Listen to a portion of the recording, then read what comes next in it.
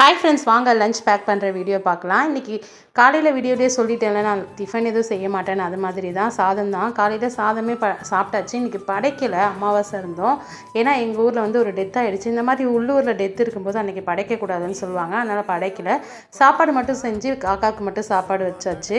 மாமியார் இந்த மாதிரி வச்சுட்டு நீ வேலைக்கு கிளம்புன்னு சொல்லிட்டாங்க. அதனால் காக்காவுக்கு மட்டும் சாதம் வச்சுட்டு நாங்கள் எல்லாருமே சாப்பிட்டு சாப்பாடு பேக் பண்ணிக்கிட்டேன். எனக்கு சாதம், சாம்பார், வாழைக்காய் இது எல்லாமே தனித்தனியாக எடுத்து வச்சுக்கிட்டேன். பசங்களுக்கு வந்து சாதத்துக்கு மேலே சாம்பாரை ஊற்றி அப்படியே எடுத்து வச்சுக்கிட்டேன். அப்புறம் பிரதர் வந்து ஹோம் டூர் போட சொல்லி அடிக்கடி கேட்டுகிட்டே இருக்கீங்க. கண்டிப்பாக ஹோம் டூர் சீக்கிரமாக போட்டுடலாம் பிரதர். இப்போ தான் நான் ரெடி பண்ணிகிட்ருக்கேன், போட்டுடலாம்.